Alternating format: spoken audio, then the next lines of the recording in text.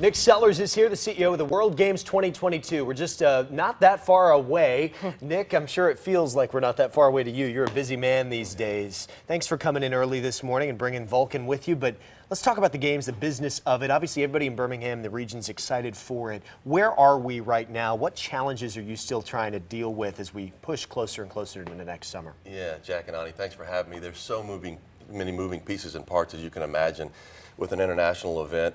34 different sport competitions, they run the gamut. All of them are going through their qualifiers right now.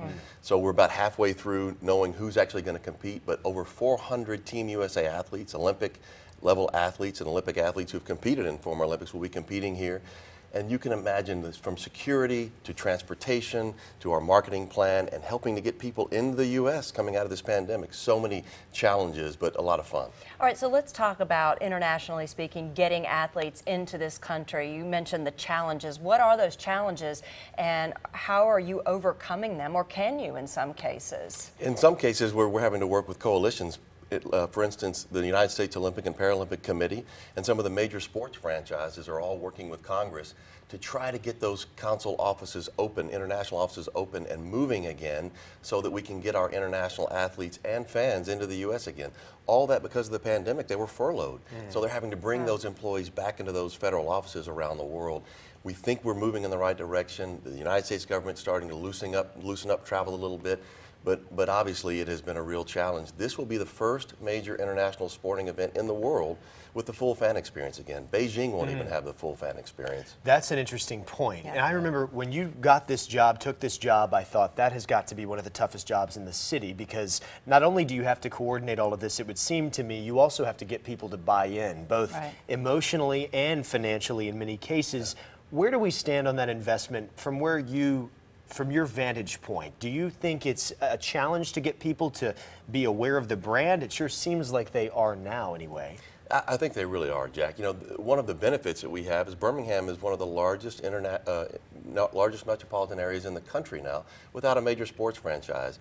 And it lends itself to being a big event town. And this will be the biggest international sporting event in the history of our state. Are we ready for it, do you think? We are ready for it. We really are. We have almost 60 sponsors now, over close to $30 million in investment from our sponsors. We've got a little bit more to go, but we have some great sponsorship opportunities to do that.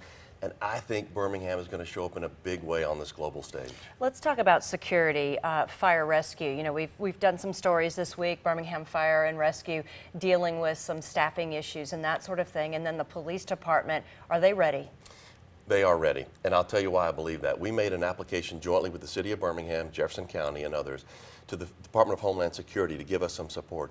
Y'all, we received a level 1 support from the federal government, Homeland Security, which means this will be a Super Bowl level support event. It's under Unified Security Command with Secret Service leading the way. Special Agent Patrick Davis chairs that committee, but we have all of the municipalities, the City of Birmingham and Jefferson County, all leaning into this moment with the state to make sure this is the safest and best event we've ever had. That's reassuring, because I know a lot of people wonder, is this going to be only Birmingham Police with some other jurisdictions? But that's very comforting, I think, for a lot of people. Nick, thank you for getting up early, and we're not done yet. We're going to go outside and meet Vulcan and Vesta. Is that right? That's right. I'm not Vulcan sure. And Vesta. We're going to have to we need to get approve to know of Vesta. Yeah. She seems happy enough. They better not stay out too late tonight. That's all I got to say. Come on back. We'll get more World Games action and more morning news coming up after this.